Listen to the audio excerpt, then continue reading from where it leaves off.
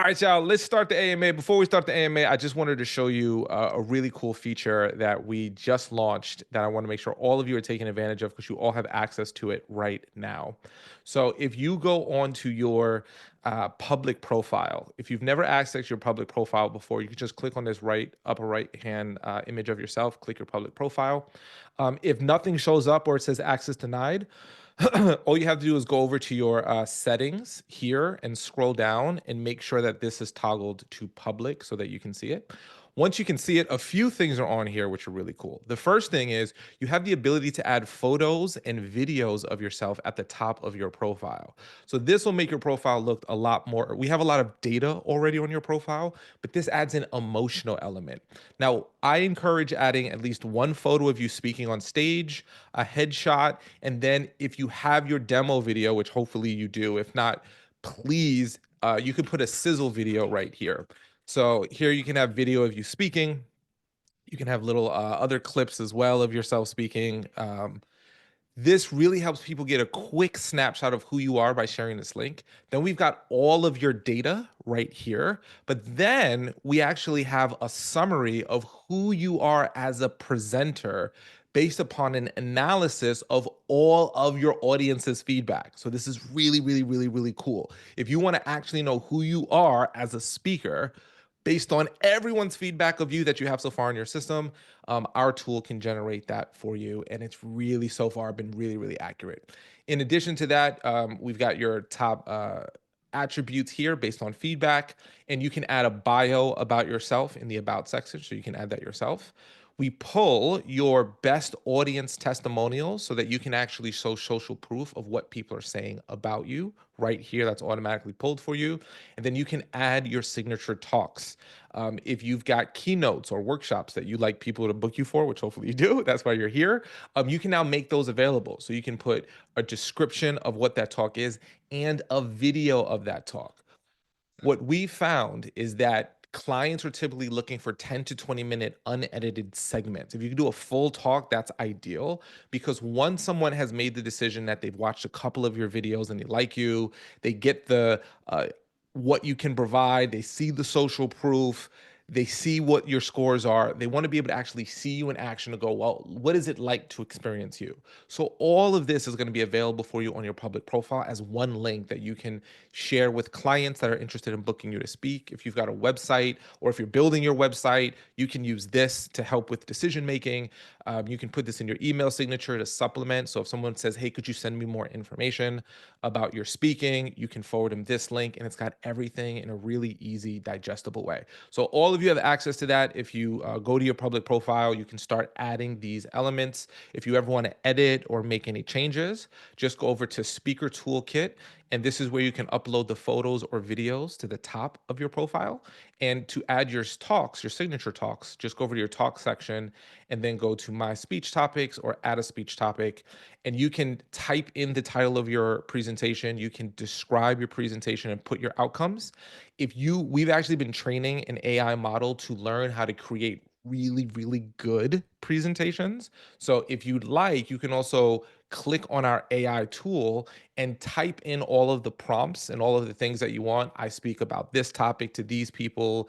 This is the impact that we have. These are why people bring me in. And then it'll actually create a really, really good speech topic for you. So if anybody's looking to potentially refresh their content, you can paste into our AI what you already have, get something created for you that's really powerful. So I'm really excited about it. The feedback has been incredible. We're actually getting a lot of event planners and actually bureaus who are saying how much they love this because this makes their job so much easier. So we're super excited about it. So I wanted to make sure all of you knew about that so you can start utilizing this right now. So if you haven't done so, go to your public profile, start adding those elements. It's going to be really, really, really cool. Okay.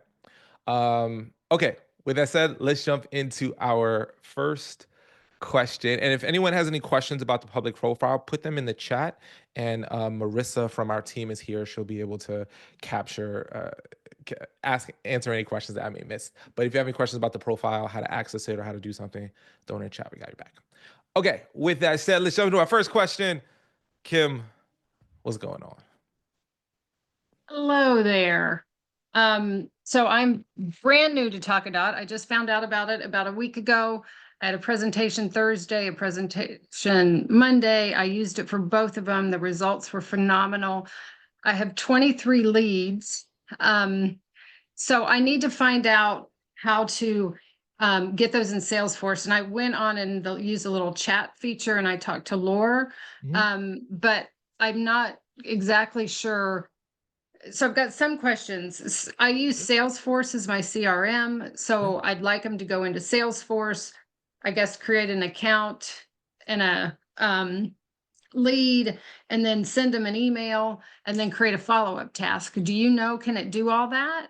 Yeah, you have a couple of options depending upon what's easiest for you to do. Okay, so I'll show you what they are, and then you tell me which feels best. Okay, Okay. so option one is, does Salesforce have an email address that if you email Salesforce, it'll add it to Salesforce CRM for you? Is that a thing that Salesforce has? I think so. I'm not sure I understand the question. Yeah, If so some CRMs have like a BCC email address, like, okay. Kim Hodis 7555566 at HubSpot.com.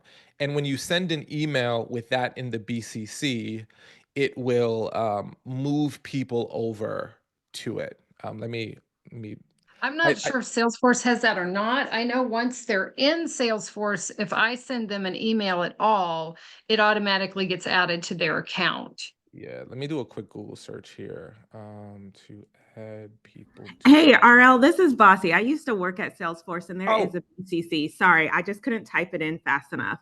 oh There it no, is. how do you access? Because I'm not familiar. Thank you, Bossy. How do I access? How does someone access that tool? That part I'd have to look up, but I know for sure it is a functionality Okay. of Um, the BCC, what you're talking about, where, yeah. yeah, so since I'm not a Salesforce expert, there's a couple of options. Option one is your account probably has somewhere, and maybe that's asking someone on Salesforce, what's my BCC email? And the way it works is Mhm, if you send an email and add that email as a BCC, that person will mhm. automatically get put into your HubSpot. So if you can, so option one is find out what that BCC email is for your account. Mhm. And then all you would have to do is go to your leads follow up section right here. Okay. So you click on leads and then go to leads follow up, and then Mhm. just paste in that email address in the BCC, and then make sure all these are turned on, of course. If this is Mhm. turned off, then that's not going to work, right? So Mhm. make sure it's turned on. And then what our tool does is after your presentation is over, we email them a copy of whatever your bonus is as Mhm. an email. If they're BCC'd, then they would automatically get added to your Salesforce, as an example. So Okay. that's But option one. when do you know when they go into Salesforce, does it create an account and a lead and a task That or is a Salesforce question. uh-huh. So with maybe Bossy can answer when someone gets BCC'd, how does that happen?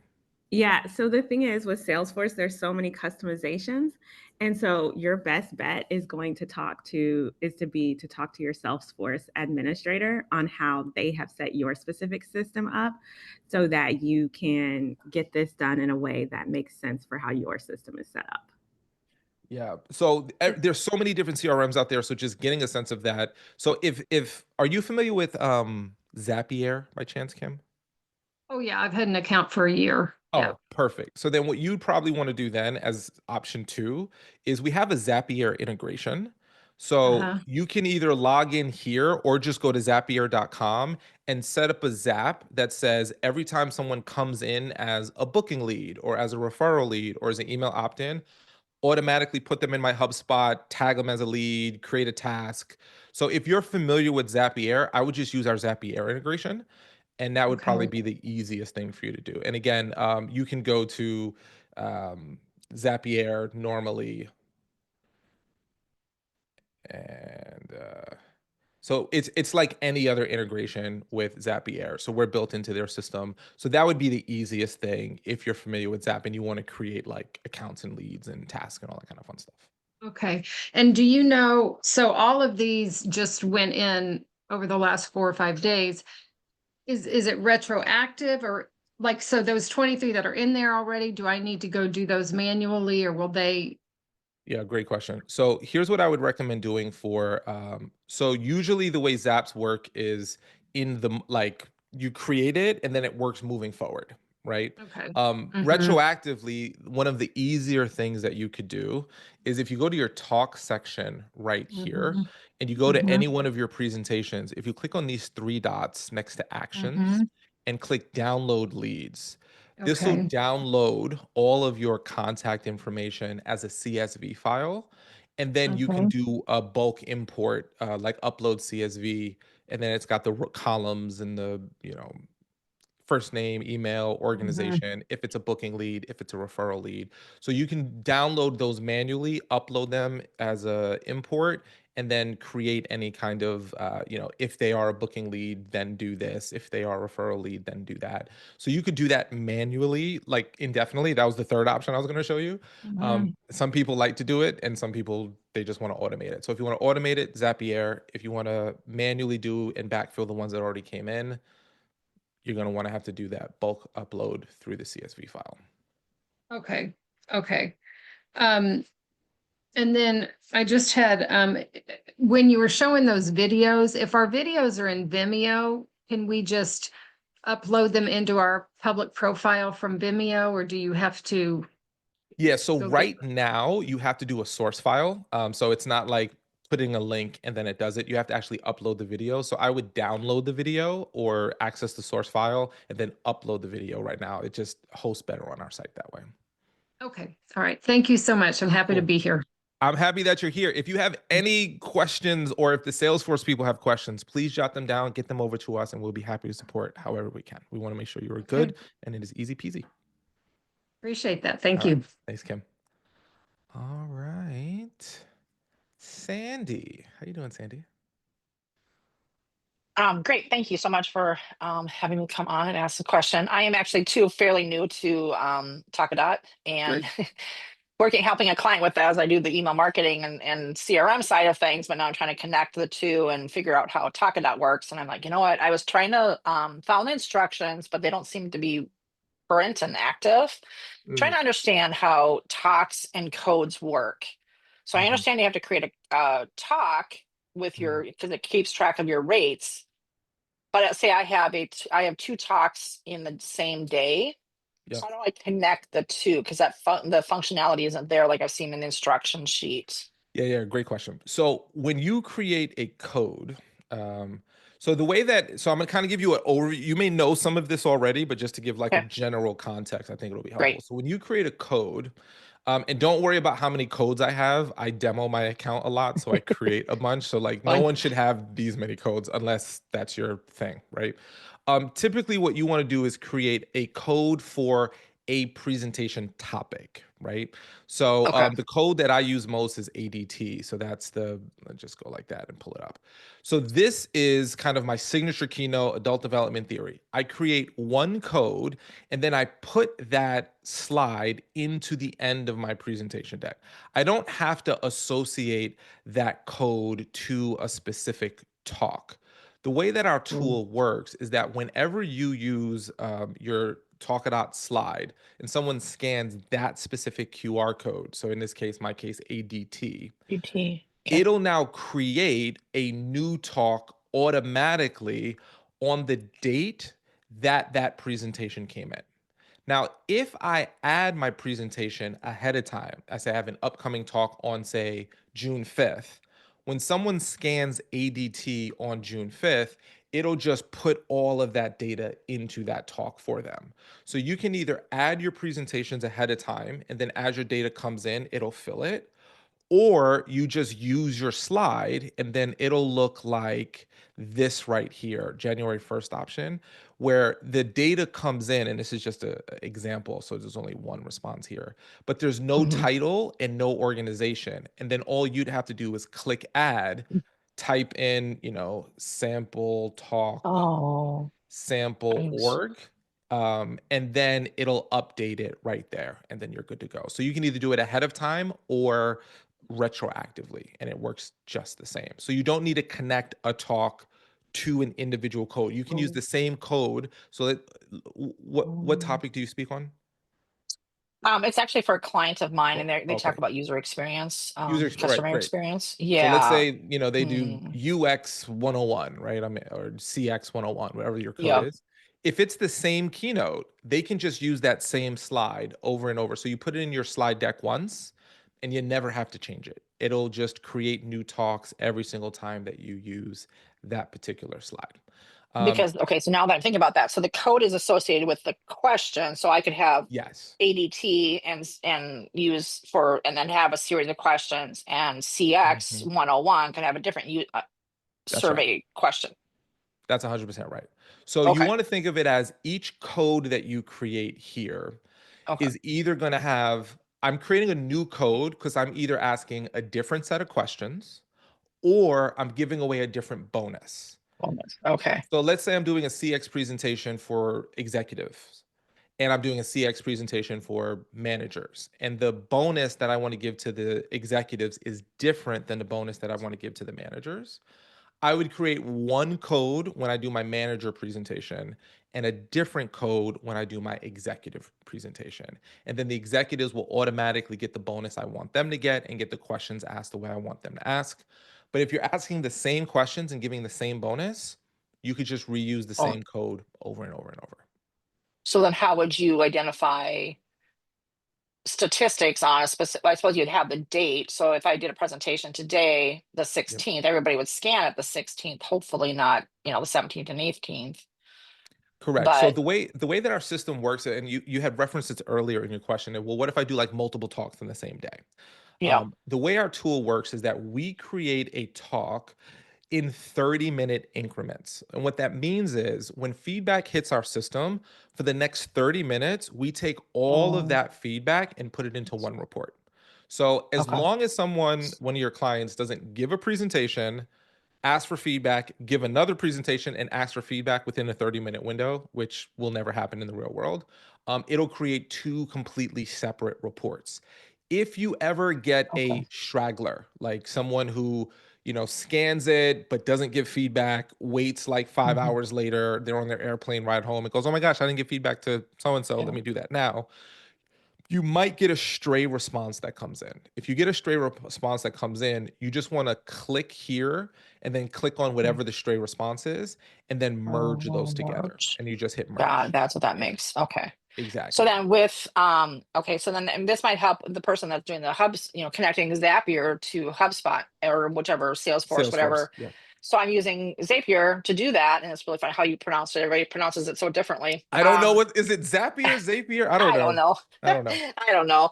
Um, the I triggered it because I want them based. Well, okay, so maybe then that I go by code so that they get a separate sequence because I want 10 CX 101 versus CX 102 to have different types, different types of follow-up email sequences that happen. Yeah. So I'm not gonna because I've been there's a title function. It brings in title into Zapier from Mhm. Talkadot. Yep. I don't know that I've seen it bring in code because it would actually be associated with the code, not the talk. So the Zapier is associated Well, with the talk. So what will happen when you put in yeah, the Zap is it'll push the date, it'll push the title, it'll push the organization, and it'll push, if it's a booking lead, referral lead, email opt-in. So it'll push all that data over. yeah. It's based on the talk though, not the code, because if I'm a The presenter and I talk. speak on April 15th, I care more Mhm. about what event did I do on April 15th and who did I speak to, like 7 months later or 8 months later. That is more important of data than necessarily using the Oh, code that I use to push it over. yeah. But if I don't know the title, because the title comes from the actual talk, so I have to set up a talk. Yeah. So what I Yeah, I would do guess is if you're so. pushing it that way, I would add the talk before your You have to add presentation. it. So I Got it. would just go, yeah. So all you would do, just so it's easy to do, you would just go to talks and then Yeah. go add Okay. upcoming talk, put in the hmm title and put in organization. And then when the data hits, it'll all get pushed over for you. So when somebody uses the code, it'll just it knows that day. Exactly. It So if knows they like use the April code, 16th. yeah, CX 102 on May 16th, if you add your presentation that it's May 16th, that code will automatically match up because the date that it's used and the date that's in your system match up, and then it'll go mwah, like that. But then again, I've got 2 talks on the same day. Is it just gonna take the first one first and then it'll take the next? I mean, how does it know the difference? Sorry, that's Yeah, so it's based upon time. So date is the first hierarchy. So what date does it come in? And then Yep. the second hierarchy is time. So if I do one presentation and I use the same code at 9 a.m., and then I do a second presentation and I use the same code at 11 a.m., it'll say this presentation came in first. Go ahead and put that in. And then this presentation came in second, put all the data in here. So I would add them in order.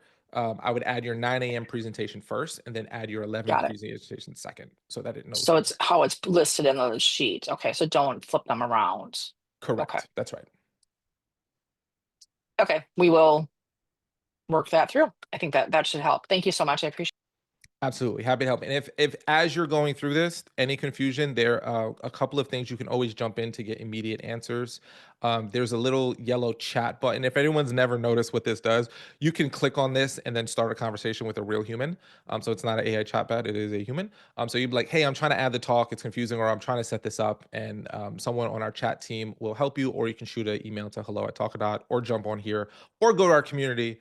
We're here for you, Sandy. We're here for you. that's how I ended up here because it says you want to go to the live session. I'm like, yeah, perfect. That works awesome. So here I am. Awesome. Thank you, Thank Sandy. you. Yep. You're welcome. Marley, What's up, dude? good to see you. Good to see you, man. Yeah, you're out there Crushing it. crushing it. I see you. I see you out there. I saw your viral LinkedIn post, bro. Yeah, that was wild. I didn't expect that. Fun fact, everybody, Arel was my first speaking coach like over 10 years ago. And Marley is just going on to be Here we crushing go. it. We're still Crushing it. we're in it to win it. Oh, thank you, I Marley. know that this is somewhere. I just Mhm. can't find it. Yeah. The follow-up email sequence situation. So Yes. I have the elite plan that sends the like auto message the next day. Mhm. And I'm really good at sending that because it happens automatically. Mhm. What I'm not great at is then sending another email like, a week or two after the event when Yep. and I know that there are emails and templates and stuff like that somewhere but I just don't remember where they were. So Yeah, I got you back. if you can remind me where to find those. And let me just. And if is it in Circle somewhere? Yeah, it's in Circle. So so you're just looking for an email follow-up sequence, right? Yeah. Yeah. Let me put it in. Let me find it for you. Let me a second. Let me just log in. Arel, I have those pretty accessible if you want me to just grab it and put it in the chat. Yeah, if you could if you already have it, it Yeah. saves me that. Thank you for being so Yeah. great. I think that's been probably one of my biggest challenges is tracking that piece of the puzzle of, Just those so hot you leads are coming in and just so you know, yeah. just so you know, we are actively working on solving that, by the way. So just so you're aware, Okay. that is I think I could say this with confidence. It's the number one challenge that we hear from thousands of speakers is, I'm summarizing a very complex subject here, so I'm probably going to miss some nuance, but it's like I enjoy speaking, and when I'm speaking, leads come in. So here's what happens in the real world. I'm speaking, leads come in. Well, now I got to follow up those leads, but I just came home. And when I come home, there's like 3 days of backed up work that I now have to get caught up on. So now I get caught up on those 3 days work, but then I got this new event that's coming up. So I got to prepare for that one. And then I go on that one. And then what happens is it turns into weeks and then months. And then people haven't reached out to the people. And the other part about it too is a lot of people just don't, it's just not fun. The follow up, the sales process, it's not like I love speaking, I love connecting. I don't love, because sales is it's a frequency game, it's a consistency game, it's a high rejection. And then from a speaker perspective, we want to maintain a certain level of status. And if we're chasing people, we're not maintaining that level of status. And so just so you know, if it's important, We hear this over and over and over and over and over and over and over and over and over again.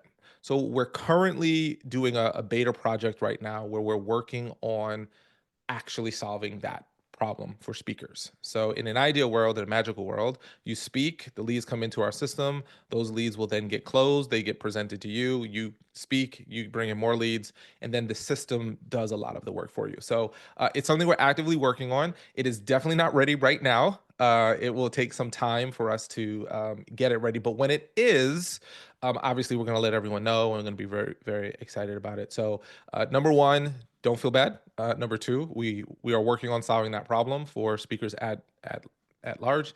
And three, Marissa will give you the current template that we recommend. And mind you, it is a template, so you can change it and make it sound more like your voice and your tone. It's a kind of generic language, but it is pretty effective. And the most important part about the follow-up process, and this is the thing that is probably the most important lesson, is speakers have said this to me and into our system a million times, and the response will always be exactly the same from me because I've seen it too many times. They say, oh, but if I send an email and they don't respond, I don't want to bother people, so I don't want to keep chasing them. And almost 99.99999% of the time, when you're actually consistent, people who rose their hand and said, yes, I want to book you, yes, I want to work with you, will always say, thank you for being so consistent. I've been so busy, I've been doing this, I've been doing that, and this is important. And then there's the whole Eisenhower matrix, important versus urgent. Working with you is important, but it's typically not urgent until it is urgent. It's urgent to us right now always to get booked, but if I'm booking an event in November and it's April, I may not be thinking about it until like June. So you want to talk to me in April, but I can't even think about it until June because it's like if I were to tell you, what's a good example?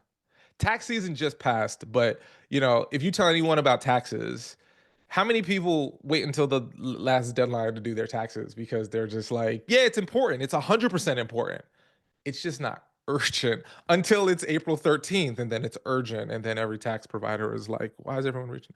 Anyway, Yeah, so and that's the thing. It's like I spoke at ASAE in Columbus or Cleveland or wherever it was like yeah. this summer in July, and I had someone reach out to me like literally last week for their event this fall who saw me there. So it's also like, that follow up even like, 3, 6 months later of like, hey, so and so. And you'll appreciate this more than everyone. So for those who don't know this, Marley and I spoke at the same event in Washington for the Washington Society of Association Executives, like, was it 2 years ago? Yeah. Um, I just booked 2 speaking engagements in Washington. I'm literally, well, not just booked, but like I'm literally traveling to Washington next week to speak at an organization that I met there 2 years ago, and we just consistently stayed in touch with them. So we're speaking to like a utility company and then a CPA company in Washington as well. So those 2 came from that, but that only happened because they saw me speak 2 years ago. We stayed in touch with them and stayed consistent. And then when the opportunity presented itself, they're like, Yeah. thanks so much. But so many times we think, oh, if we don't stay in touch, we're like bothering, whatever. So you'll appreciate that because we were at that same event together and it took 2 years. But like 2025 Arel is very grateful for 2023 Arel's work, that kind of thing. Totally. Yeah. Yeah. So anyway, we're working on that, Marley. And when we know, we'll let you know. Sounds good, man. Appreciate you. Thank you, Marley. What's up, T. Ross? How are you? Good. How are you? Very well. Are we interfaced with e-speakers? When you say interface with e-speakers, what Like, does that mean? do they feed in? Are we one of the? Oh, no. So we don't have like a direct, eSpeakers is a wonderful organization, totally separate from Talkadot. So there's no like direct integration unless eSpeakers has a Zapier integration or Zapier integration. If they have Zapier, then there you can do stuff like that, but I'm not familiar with if they do or don't. Okay. And also, just to follow up on the last conversation, I'm finding out that it really does take about 12 to 13. I heard someone say when I first got started that it takes about 12 to 13 touches to get a person to really like trust you. And I counted the other day when a deal I closed, it was exactly about 13. That's about right. I've just seen it over and over and over again. It's just, consistency. And it's a horrible example, but it's not a horrible example. It's just an example. Maybe it is horrible. But like, have you ever seen like or heard a story about a dude that's like asking a girl out and he just keeps asking her out and just she's no, no. And then eventually she goes, okay, fine, let's go out on a date. And then they get married, right? And it's Yeah. like, it's like, it's not desperation, it's just consistency towards the goal. And I think that, in a world that we live in where we get so many touch points from social media, from everything, it's easy for us to forget things. And our job as speakers, as professionals, is to be so consistent that when someone does need a speaker, well, there's no one I would think about except for Dr. Ross. Like that's the only person I would think of. But that only happens through 13 touch points in this case.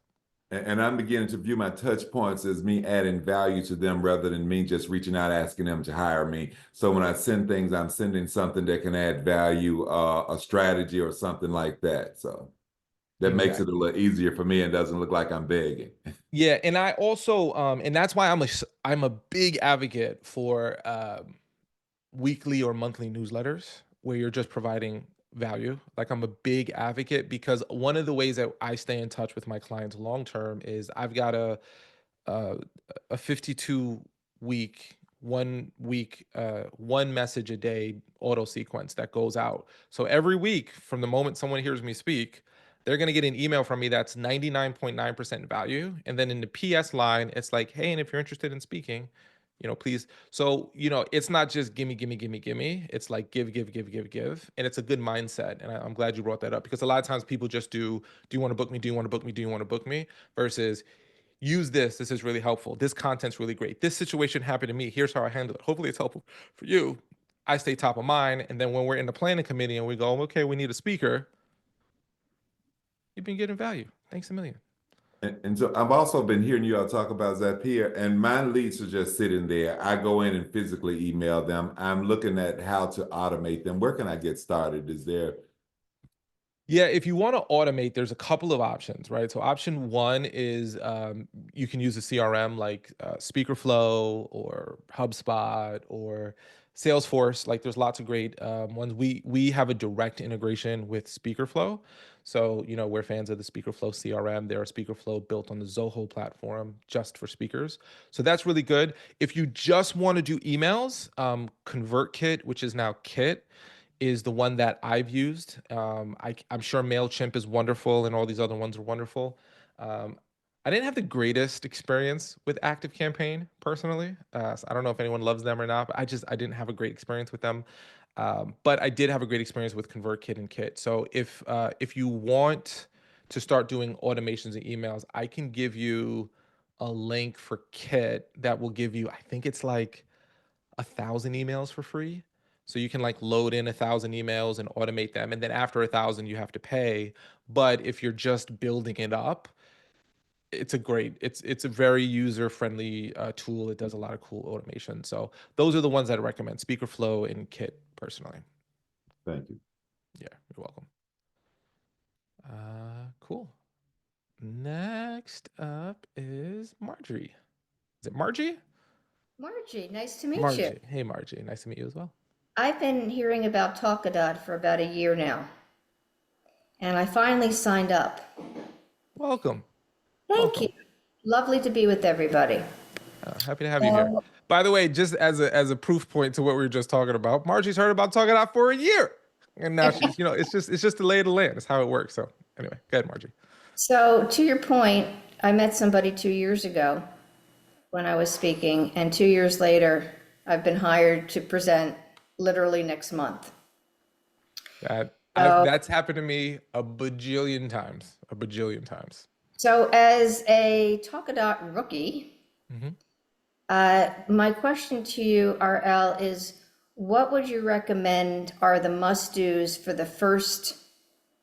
my first venture out using it for this Chicago gang? Yeah, so you've never presented with Talkadot before, is that correct? I've never presented with Talkadot before. No. So here's the first thing. You want to be clear with how you want to tee it up. How you tee up Talkadot is going to be, it's the biggest question that people have when they first come into our platform. I just put a link into the chat that is in our community. So if you log into your account and click on the community on the menu, we've got really great conversations and dialogues and also resources for you. Those are 3 ways to tee up Talkadot that I believe are really, really good. And they're kind of different based upon your individual needs. And what I mean by that is what we found is the maximum way to get feedback and get the most responses and the most value is to actually ask people to scan the QR code, take a quick survey, give you feedback, and then you actually wait for 2 minutes and then give them 2 minutes to fill it out. And then when they're done filling it out, say, all right, take about another minute or so to fill it out. We're going to get started. And then you go into your closing after about 2 minutes. We found that that creates maximum, like you'll get 80% of a room to give you feedback with that. Now, what we found is that for some speakers, they're like, I just can't do that. It's uncomfortable for me. It doesn't fit into my flow. It's just, I can't do it. Totally fine. You don't have to do it that way. So the second best way to tee it up is to on your contact slide. So usually you have a slide that's got like your social media, your email, your website, that kind of stuff. You can put our QR code onto your contact slide, or you can put our Talkadot slide at the end, like whatever works for you. And just because you're new, I will show you this because it's a little, if you go to your code, if you go to code section and go to the code after you create it, you can click on these 3 dots and you can download, oh, those are demos. Hold on, let me get a real one. Okay.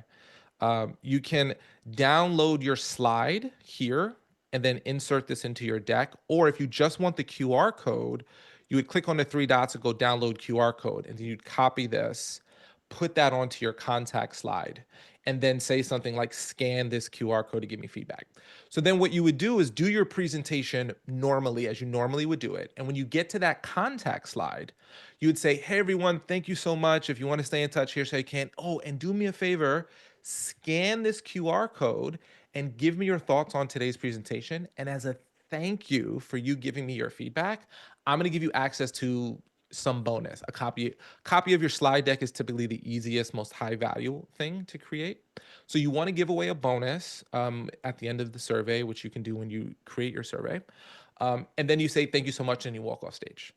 So in that same type of contact slide, stay in touch kind of vibe, you just let them know, fill out this feedback form and you'll get this bonus.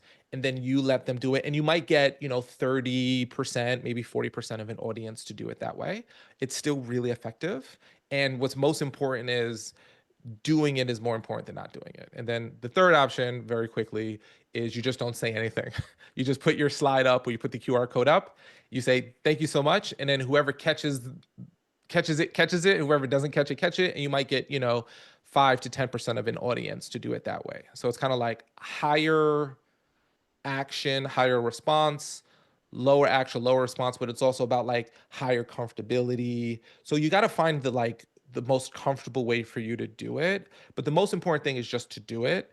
And you'll be surprised at how much feedback you'll get into the system. But if you don't do it, obviously you get, goose egg, you get 0.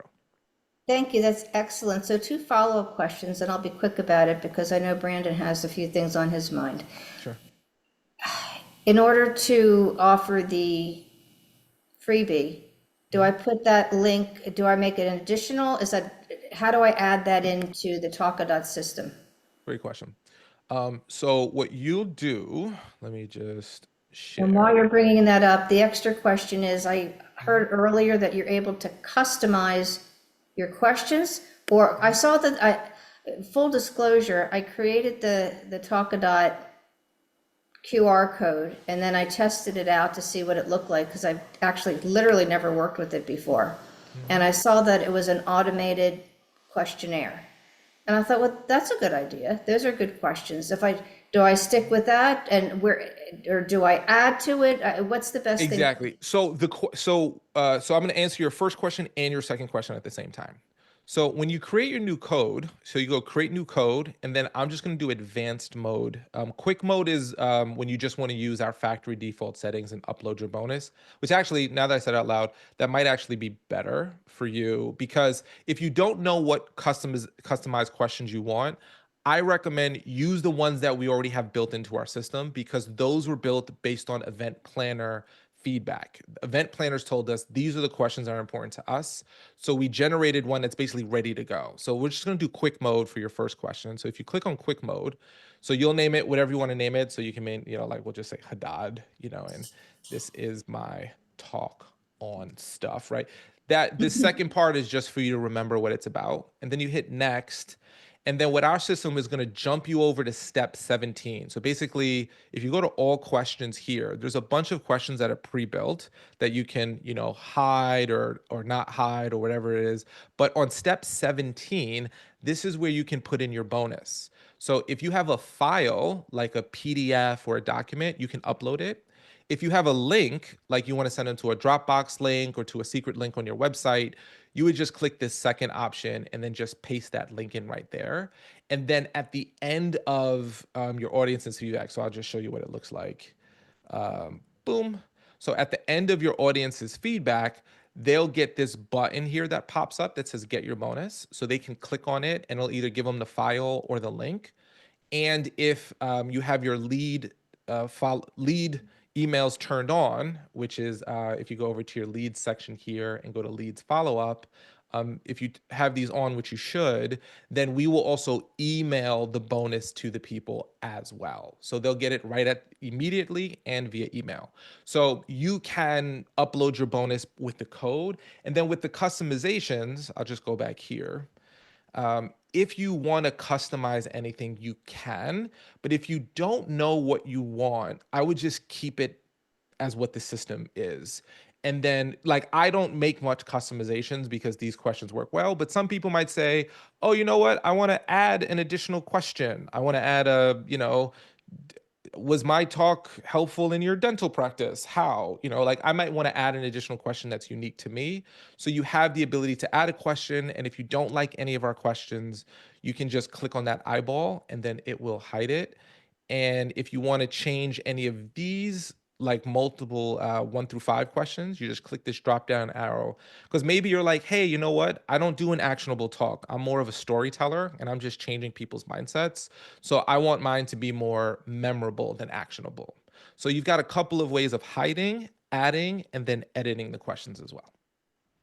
Thank you. You're welcome. And just so you know, in the future, if you ever want to test any of your surveys, what we recommend doing is after you create your code, click on the 3 dots and go to test code right here.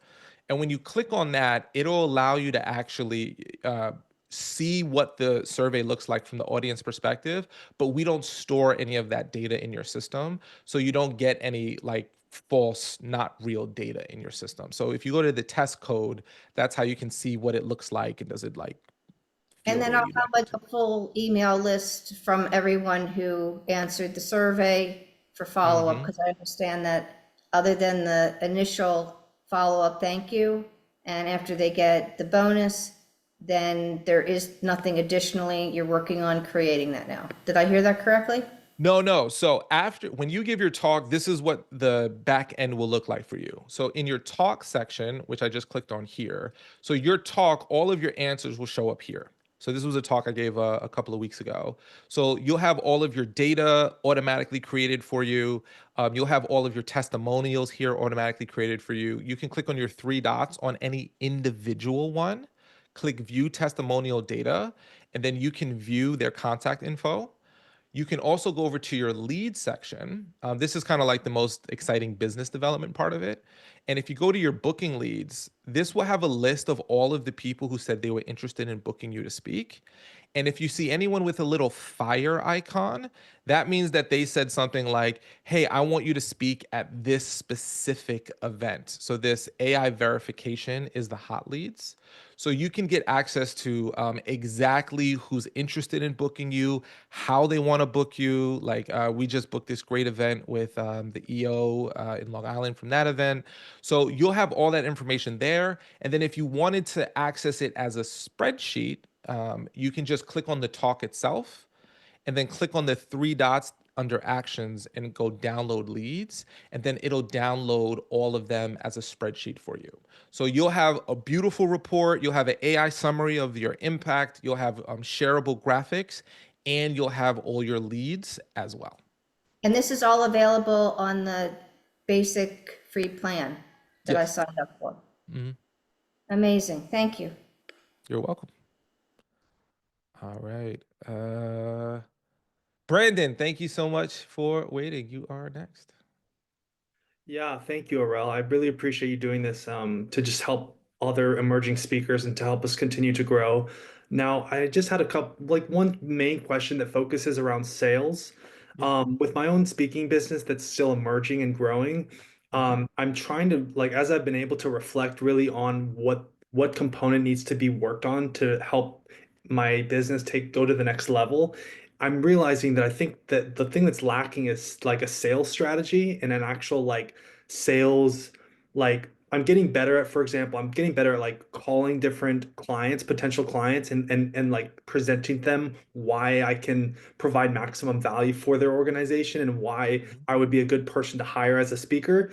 But I'm kind of curious on, because of your within your own speaking business and not just like with your coaching or your Talkadot stuff. I'm talking about like with your own speaking career specifically. What was your sales strategy like, and also how is that through time, through your own success development? How has that evolved?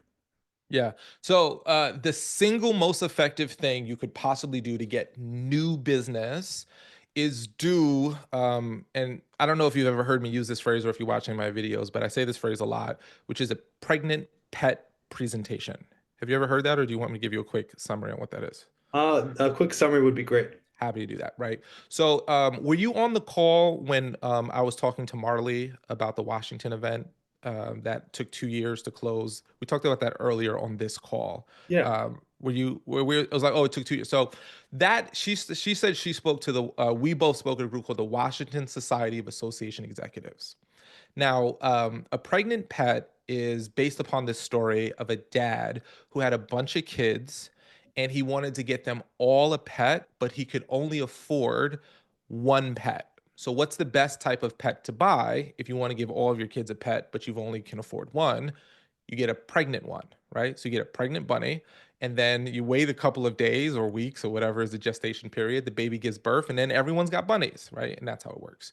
So there are types of presentations that if you give one presentation, it'll turn into a whole bunch of speaking opportunities from that. Now, typically, what I have found is that associations are the best pregnant pet presentation to give.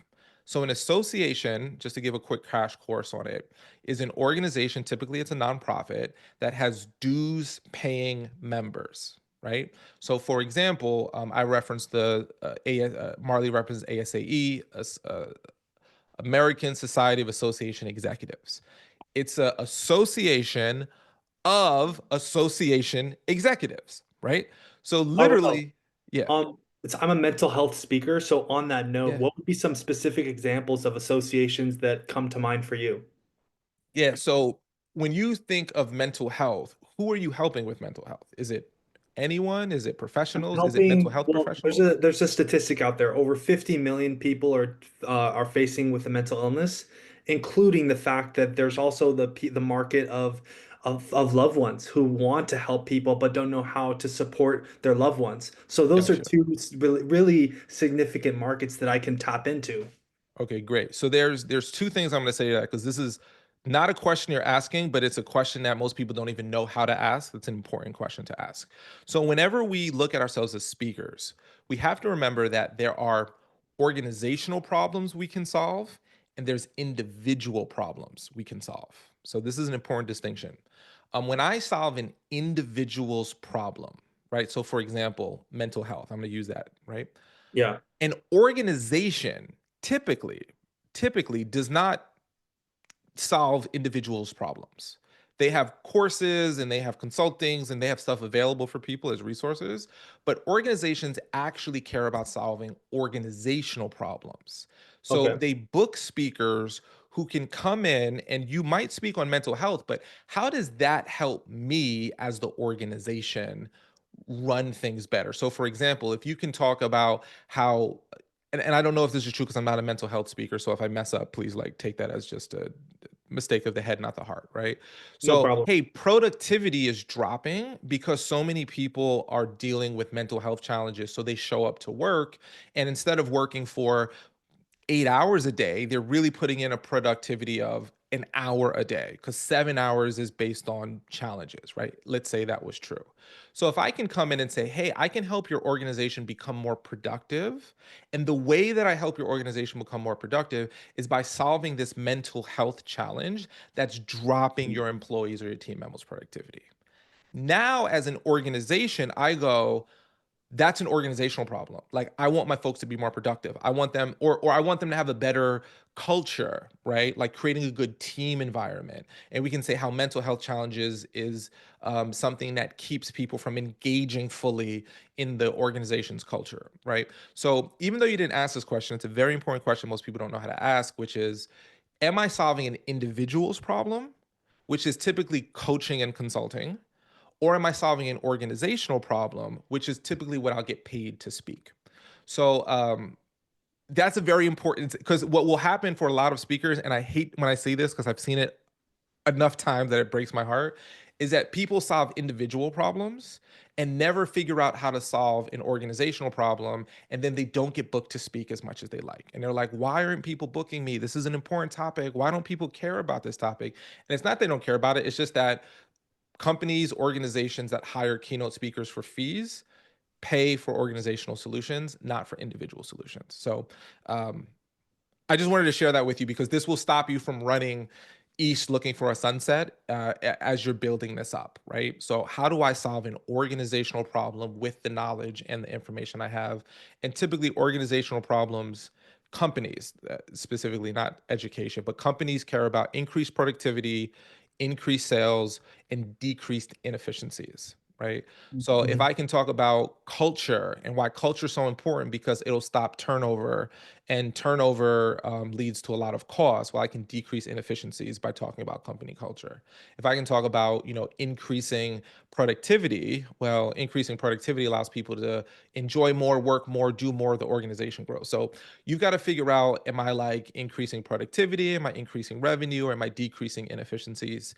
And there's a bajillion ways to do any of those things. You've just got to figure out what's the way that my solution helps that organizational problem.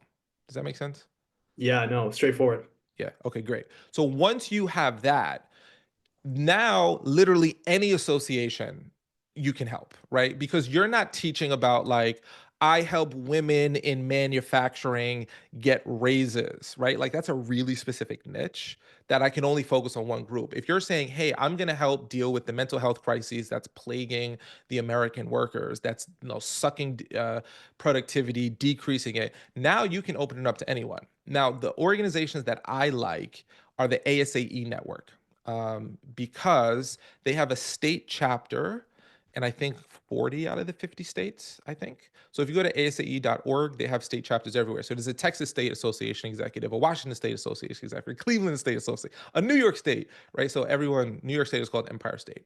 But what's great about them is that if you apply, so what you do is you apply to speak at the state's conference. They typically have a call for presenters, a call for proposals that's public on their website.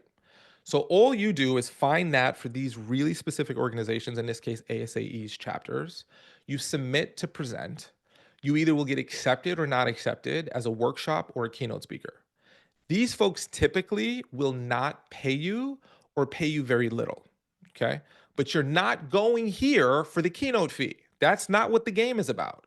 The game is about speaking in front of a group of people who then will go, oh my gosh, Brandon, we need you to speak at our event. And that's when you use Talkadot. Those folks, oh my gosh, I'm the, Doorknob Association of America, and you're amazing. We want you to keynote our event.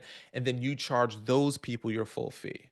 So from a sales perspective, I'm not a huge advocate of smiling and dialing and calling people cold. A lot of people do it and it's very successful.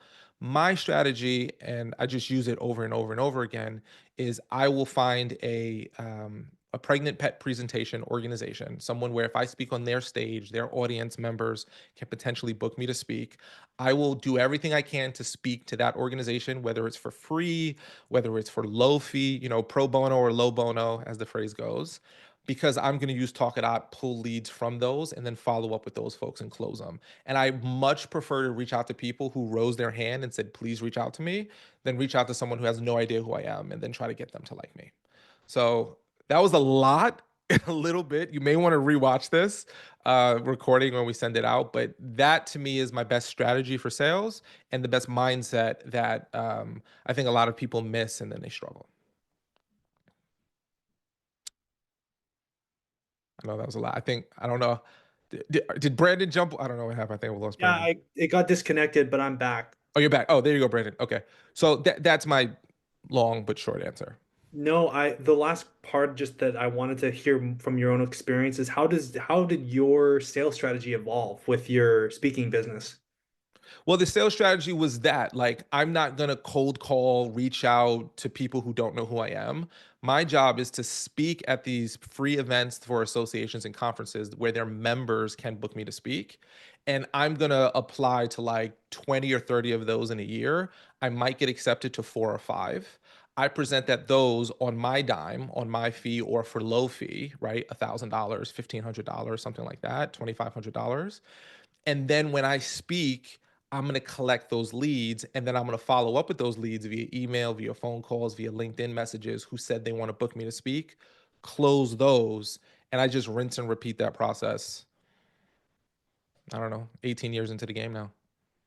Okay, I've heard of that strategy, and thank you for Yeah, emphasizing. it's my personal favorite one. There's lots of people who do cold calling and emails and ads, and there's lots of different ways to, like Steph Curry's a great basketball player, Shaquille O'Neal's a great basketball players. Two completely different skill sets, so they all work. You just find the one that's right for you, and that one has been my favorite. Thank you, Arel. You're welcome. Reggie Jones Jr. What's up? What's up? It's Arel. Arel, yeah. Arel, what's going on, man? Yeah, how you doing? So 2 quick questions for you. First question is like, what is the most significant value add difference between the basic pro account and then the premium account? That's the first question. Second question is, I guess what resources or resource do you use to sharpen your communication speaking skill set, whether that's what you use for starting out or even right now? Because I'm pretty sure you still work on it. Oh yeah, I mean, to me, speaking is like playing an instrument. Like I'm never like, are you ever done playing the guitar? Like no, like you're always going to get better at it. So I'm no different with speaking as a skill. So to answer your first question, you've got light, you've got pro, and you've got elite.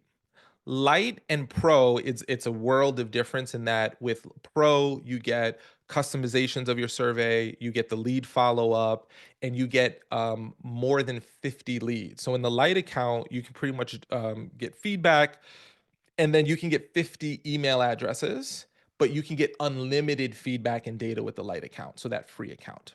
So if you are someone that speaks like, to 10 people at a time, you can give 5 talks before you hit any limit that's going to be really like significant to you. And then you can get unlimited data. So if you just care about feedback and testimonials and that type of stuff, but if you want to get the business side, that's where the pro account becomes the no-brainer. And I typically recommend most people to start in the pro account. And then what you'll find is that if you want access to our, newest features when they come out, if you have a high frequency of speaking, then elite is going to be more for kind of like that top tier, like high quantity speaker. But most of our speakers typically start with pro, and then if they hit any of the like limitations, they move up to elite. But that's the main difference is you get all of the customizations, you get all of the lead follow-up, you get the AI summaries that I was referencing with the pro, and with the light, you just get basic feedback, and then 50 leads are included in that. Any questions about that before I move on to your second question? No, that's pretty straightforward. So with Light, you said you get 50 leads, and then, but with Pro, you get the customizations, you get the lead follow-up, and I'm guessing you get more than, I guess, what's the limit of leads with Pro? Yeah, let me pull this up for you. I think this will be helpful. So on our website, I'm gonna just post this into the chat. We have and I'll just share my screen too. We have a pricing page, right? So if you go to Talkadot.com and go to pricing, you'll see kind of like a quick difference. So you get 2,500 with the Pro, and you get 50 with the Lite. And then if you're gonna go more than 2,500, that's where like Elite will come in, where you get 50,000. And if you're doing more than 50,000, contact us because we want to meet you. Perfect. Cool. And yeah, I mean, I think I saw Brian say in the chat, like if you speak like more than like 3 or 4 times a year, typically Pro is going to be a good option for you. If you speak like 1 or 2 times a year, Lite's probably a better option. To answer your second question, which is how do I get better? So there's lots and lots of ways. There's the National Speakers Association, NSA. So they're an organization that's the largest professional speakers association in America. And they have events, they have speakers, they have trainings. So I'm always looking for a training to get good at something that either I'm not good at, or I'm looking at something to make a 1% improvement in something I'm already good at. One of the ways that I try to figure out what I need to get better at is based upon where do I feel most uncomfortable on the stage. So for example, like for the longest time, my openings and my closings were the most uncomfortable part of a presentation for me. Because I'm like, I'm good in the middle. I know how to do the teaching part real good, but it's ending. I just suck at that. Like, I don't know. Like, I see these people ending with these big, and I don't know, so then it's like, okay, well, let me ask other speakers, well, how do you close? What does your close look like? And I like to see other people as best I can. Like if I can see Stephen Hughes present, I can be like, ooh, I can see the magic he's doing and I can pick up on it. Or if I can see Brian Miller do something, I'm like, oh, that's such a great opening. I love. And then I can see not just what he said, but like how he's doing it. Mhm. And then I love my favorite thing, which is like, I don't talk about this often, but I actually have learned way more about public speaking from watching stand-up comedians than I've learned from I don't say I've learned from any professional speaker. I've learned from great professional speakers, but I personally, like, I watched this guy. He's not for everybody. His brand of comedy is not for everybody, but his name is Andrew Schultz. I watched his stand-up routine yesterday. And again, he's not for everyone, but if you watch how he's doing what he's doing, like he wove this thing into the beginning of his presentation and then just masterfully brought it back at the end. And it was just this incredible tie-in. So one of the things that I learned from great comedians, as an example, is they do this thing called the tie-in and a callback. So a tie-in is I bring something up over here, and then like 20 minutes later, I'll reference it, but it's now like an inside joke that we all have because I referenced it earlier. And that was something that I just didn't do as a presenter. So I noticed, there's lots of ways to sharpen the saw. NSA is great from professional speakers, watching stand-up comedians, not just to laugh, but to understand like what's their cadence. I learned from, as I'm saying it out loud, I feel like all the comedians I love are like not very, not very PC, but there's one comedian who he uses tonality. He's a great comedian, but he fell from grace, so he's like kind of like not beloved anymore. But there's a guy named Louis C.K., and I'm not saying I support his personal endeavors at all, but what I am saying is his comedic timing is amazing. And what I learned from him is he modulates his voice and he uses characters. So like when he's talking about someone, he'll use a high pitched voice that's almost a ridiculous, and you almost always laugh no matter what. No matter what he says in that voice, it's funny. So I was like, oh, so that's how I personally like try to sharpen the saw. I watch good comedians, not just to laugh, but to understand what are they doing, how are they picking it up, and then I watch actual professional speakers do their thing and figure out how I can pick things up as well. That's good. Appreciate it. Thank you. Yeah, my pleasure, Reggie. Yeah. If anyone has other options or comedians I should check out, like let me know. I'm down. Arel, can I real quick? Can I toss something into that? Yeah, please. Reggie, I just wanted to tag on that because my first career, I was a magician. So I was a full-time comedy magician for a decade before moving into speaking. And everything that makes me a good speaker, I learned from watching magicians and comedians, not from speakers. The great speakers that are always saying, oh, if I watch them, I can see what they're doing. They are also learning from entertainers, I promise you. There's something about entertainers that is so much more difficult to do because you don't have the teaching moments that the audience guarantees the takeaways, right? Entertainers don't get the teaching moments. So it just has to carry the presence and performance has to carry itself. So I tell speakers all the time, go try stand-up comedy on a Tuesday night at an open mic. Try stand-up. Like, it doesn't mean you should be a comedian. You may not even be funny. But if you can manage 5 minutes in front of an audience with no teaching points, only there to make them laugh, just you and a mic, you're going to learn a lot about what And I'll what tell great you, speaking looks like. the thought of doing a tight five, that's like trial by I know. fire. That I is, Yeah. know. that is trial And then you'll by never be fire. scared of speaking again because in speaking it's like as a magician I can always rely on the trick. Even if I suck, the trick will work. As a speaker, I can always rely on the lesson that they're going to write down and take away that'll be useful even if I suck. But you can't do that as a comedian. You just have to be awesome. There's nothing to fall back on, and if you can do that, speaking will never scare you again. So my 2 cents. And there's a wonderful quote that says, "Do you have to be funny to be a professional speaker?" And the answer is only if you want to get paid. So I believe that to be true. I believe that to be true. Okay, let's do 3 more questions. Actually, let's go Stephen Hughes first, just because Dr. Ross and Margie already asked the question, and Stephen is that. And I know we're technically over on time, but I want to make sure everyone's good. So I'm gonna go Stephen, T. Ross, and Margie, and then we will say thank you very much. All right. Hey, what's up, folks? What's up, brother? Hey, Arel, I had a question about the public profile media kits that are Yes. happening right now. So, I think Bossy was in the community, and she was like really like, saying popping out on us, and was letting us know like how she was using her media kit. And so I started building mine after seeing her smash out on us with the Yeah. video and everything like that. Yeah. So the signature talk part, like I know that you have it where you can upload photos and videos.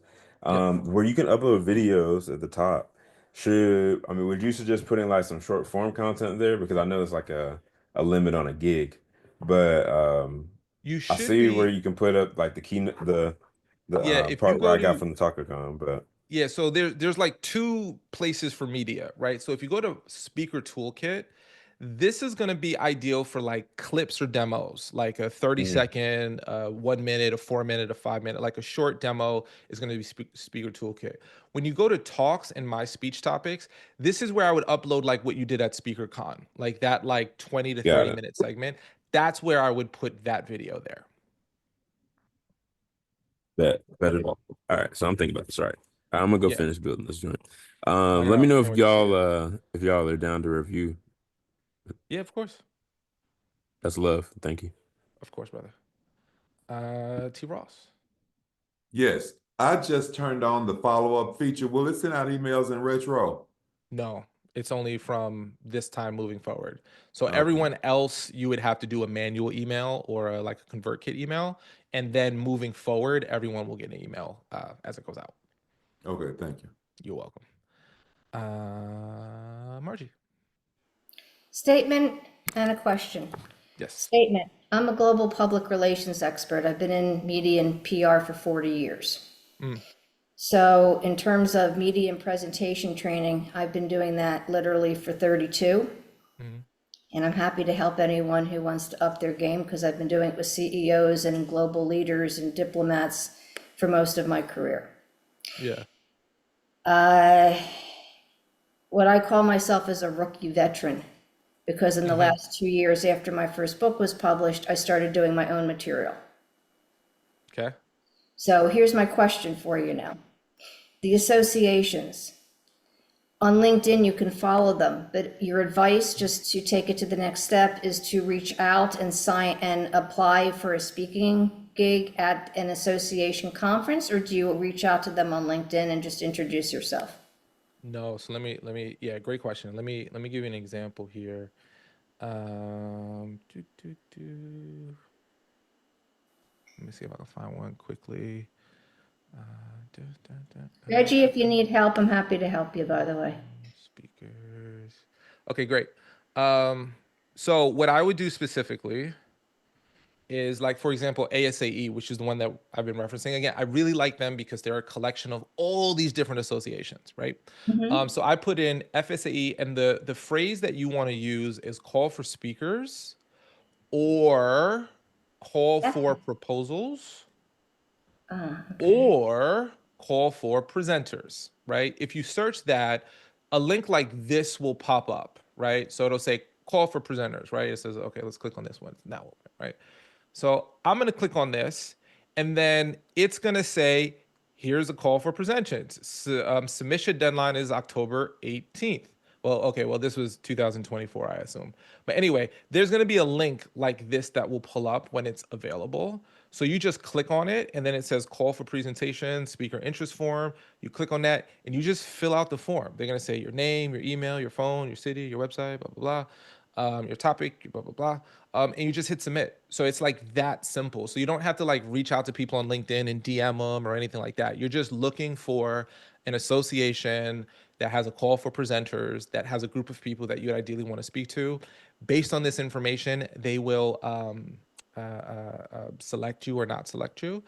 I like, if I apply to 20 and I get 4, that's great for me. If you apply to 2, you might get 0. You know, people are like, oh, I applied, I didn't even get anywhere. But again, FSAE, like, I'm not going there to make $15,000 for my presentation. I'm going there because the people in the room could potentially pay me. And you just, and that's the little bit of legwork that takes, because without going too deep into this, every single association is not created equal, and every single call for proposals is not created equal. You could do a call for proposals for an association and speak, and that is just an infertile soil. There's no one in the audience who can book you to speak. It's just a room full of like nurses, and nurses are wonderful and important, but nurses typically don't book speakers, right? So I typically want to be like where there's meeting planners or CEOs or executives, what associations they are part of. The simple thing to do, and I know I said I'd keep it short, now I'm going long. One of the things that I enjoy to do is ask past clients, what associations are you a part of? Like, it's the simplest thing to do that people just don't do. Like, all of us have past clients in some shape, form, or fashion. Ask them, what professional dues paying organizations are you a part of?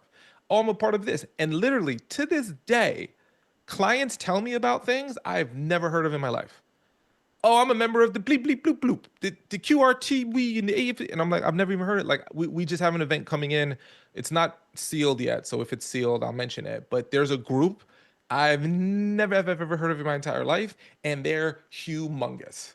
So it's such a big ocean that you'll never get to the bottom of it. But starting with that, what's the association? Do the call for presenters, find the link, submit the form, do like 20 of them, you know, and they're throughout the year. So it's not like you can just do it whenever you want. You've got to, you know, be aware of their schedule. So you can either get on their email list and then they'll email you and tell you when, or you can email someone and say, add me to your list of when it comes out, and then they'll email you when they're open. You apply, and you just do that, and that's how you get the ball rolling. Fantastic. Arel, you're amazing. All appreciated. All the respect. My pleasure. Happy to help. Well, thank you all for being here for an extended version of Ask Me Anything, where you get to ask the questions that help you move your speaking business forward. And we here at Talkadot are here to help. Now, one thing that I will ask all of y'all to do is this. It's really simple. And this is going to be my ask. When you log into your Talkadot account, there is an area right here that says refer and earn. Put in right here where it says email. This is a little new feature. It's a little thing. We didn't make a big deal about it, but it's going to make your life easier. If you have a speaker and you're like, oh man, this speaker is awesome, you could just type in their email and their name here and then hit send email, and it'll do something cool like this. Let's put me in here, right? You just put in name, email, put in a rel. You can put preview email, and this will actually generate an email with your Talkadot URL. And you can just, you know, if you want to edit this, You can edit this however you want. If you want to write your own thing, you can write your own thing. Or if you just want to keep ours, keep it there, hit save and close, and then it'll shoot them a invitation for Talkadot, and then you'll be able to actually track who you invited, who signed up, who upgraded, how many invitations you sent. So it's a nice little cool feature. So if you enjoyed your time here and you think there's other speakers that you know that would benefit from this content, benefit from our tool, head over to the refer and earn section, type in their email, invite them here. We love having incredible speakers in our network, in our community. I generally think we have some of the greatest speakers in the whole world because everyone here cares about lifting and climbing, getting to the top and bringing people with them. And those types of people are my kinds of people. So please welcome them into our community. And I look forward to seeing you all at our next training. Oh, and we have a training coming up at the end of this month with Jason Dorsey, who if you don't know who Jason Dorsey is, he is, I would argue, the greatest speaker, one of the greatest speakers of our generation, period, from a business and content perspective. He has one of the most successful he's the guy that I look at from a business perspective and go like, that's the Michael Jordan and my Kobe Bryant. I want to do what this dude does. So he has been someone I've known for over 2 decades. He never does these trainings, but he agreed to do one for us, and I'm so excited about that. So there's a link in the chat that Marissa just put in that if you want to RSVP, it's going to be quick. It's going to be 30 minutes because he's a very busy dude. It's going to be really effective and really good. So please join us for that. That is open to the community, and look forward to seeing you there and on our next training. So if you guys like this presentation, my name is Arel Moodie. If you disliked it, my name is Stephen M. Hughes. I'll see y'all later.